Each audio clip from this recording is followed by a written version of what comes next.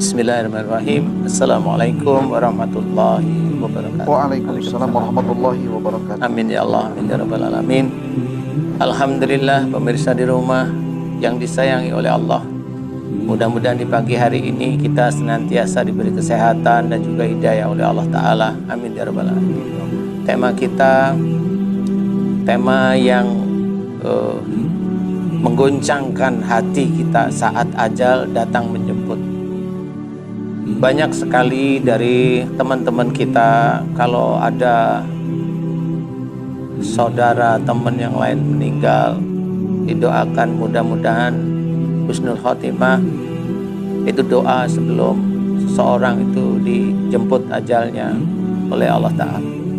Tapi bagi kita sebagai seorang muslim, pada saat ada teman atau saudara kita meninggal, kalimatnya harus hati-hati.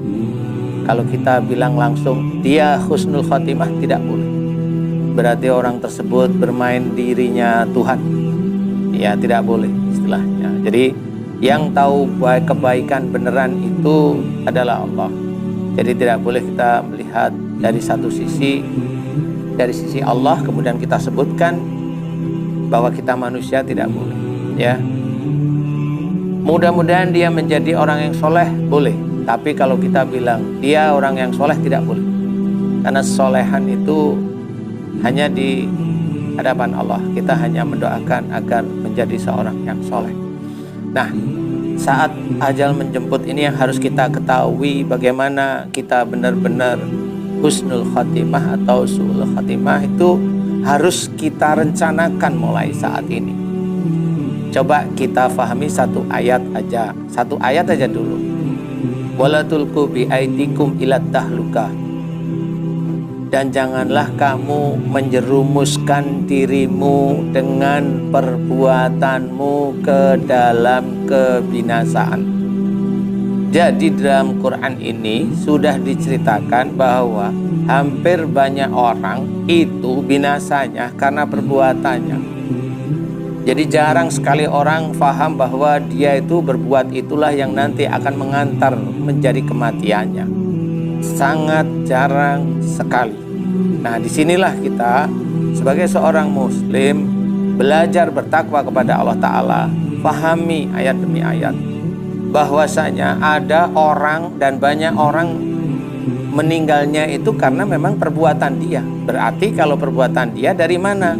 Sudah diceritakan sebelumnya. Wa ma asabakum min musibatin fa bima kasabat aydikum. Apa saja musibah yang kau terima itu disebabkan dari buah tanganmu sendiri. Klop dengan ayat ini. Jadi ayat ini tentang kematian dari perbuatannya. Ayat yang barusan itu adalah ayat menandakan dia terkena musibah. Nah, inilah yang harus kita ketahui, ayat demi ayat. Walaupun beda surat, kita harus pahami bahwa seorang yang terkena musibah itu pasti dari kesalahan dan dosa orang itu. Jadi jangan kita itu menampik bahwa kalau kita kena musibah langsung kita mendeklarkan bahwa dosa saya dicabut oleh Allah Ta'ala. Itu namanya sombong. Naudzubillah, summa naudzubillah. Nah, ini yang harus kita sadari. Janganlah, kita tidak tahu amal soleh kita seberapa. Nah, yang harus kita ketahui adalah menjaga jangan sampai kita itu terkena musibah dari dosa kita. Dosa yang mana? Dosa satu, tidak mau sholat. Itu seorang muslim sudah berjanji, ya, sudah berjanji dengan syahadat. Kemudian dia juga harus sholat. Kemudian dia tidak melakukan sholat, ini sudah dianggap munafik di dalam Islam.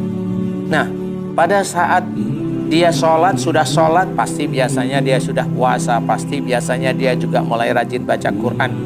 Insya Allah itu kalau dikerjakan masih banyak yang kurang. Dari apa? Sisi perilaku atau akhlak Rasulullah. Sebagai contoh yang baik kita ini, contoh yang baik sudah diceritakan dalam Quran.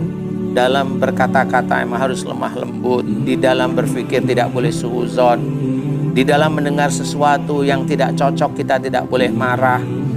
Jangan mengimani sesuatu dengan kemusyrikan bahwa itu tidak ada dalilnya. Itu harus difahami betulan. Nah, inilah yang akan menjadikan seorang itu menjadi kemana. Makanya ayat berikutnya, wa ahsinu, dan berbuat baiklah. Allah menyuruh wa asinu, dan berbuat baiklah. Jadi orang itu sejak akhir balik udah disuruh oleh Allah Ta'ala untuk berbuat baik. Tapi kadang nggak mampu, walaupun dia seorang muslim, walaupun dia sholat, dia tidak mampu. Belum tentu dia bisa mampu berbuat baik dengan korupsi. Padahal dia Jumatan, padahal dia baca Quran, dia masih aja korupsi. Masih ada dolim, masih ada omongannya kasar, masih ada orang yang tidak salah dia maki-maki. Itu sehari-hari. Itulah yang nanti akan menjerumuskan seseorang itu nanti dalam binasa. Sebelum dia binasa, dia kena kanker. Sebelum dia binasa, dia kena prostat. Sebelum dia binasa, dia kena jantung. Sebelum dia binasa, dia kena stroke. Sebelum dia binasa, dia kena macam-macam penyakit. Kalau kita kembalikan lagi kepada Quran, وَلَنُذِقَنَّهُمْ مِنَ الْعَذَابِ الْأَدْنَى دُونَ الْعَذَابِ الْأَكْبَرِ.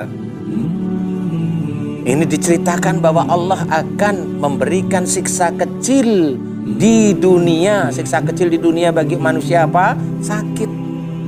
Sebelum siksa besar di akhirat. Siksa besar di akhirat itu apa? Masuk neraka. Berarti orang yang sakit dari ayat Quran tersebut pasti masuk neraka. Dan inilah yang harus kita ketahui. Program Acara Siraman Kolbu mengingatkan kita tauhid kepada Allah Ta'ala, iman yang kuat kepada Allah Ta'ala, dan mencoba untuk bertakwa pada Allah Ta'ala dengan sebenar-benarnya takwa. Ayo kita betul-betul fahami Quran. Jangan hanya cuma biasa-biasa saja. Jangan hanya mengejek saudara kita yang tidak tahu. Kita sendiri sebenarnya masih bodoh di hadapan Allah Ta'ala. Masih bodoh, tapi kita merasa kita pintar. Ayo kita belajar. Kalau kita sakit, berarti itu dari dosa kita. Jangan merasa itu dosa kita itu digugurkan oleh Allah Ta'ala. Yang digugurkan oleh Allah Ta'ala hanya orang-orang yang betul-betul muttaqin. Kita masuk muttaqin, wallahu a'lam. Mudah-mudahan ini bisa menjadi gambaran manfaat bagi diri kita sendiri. Amin ya Allah. Amin ya rabbal alamin. Wallahu a'lam.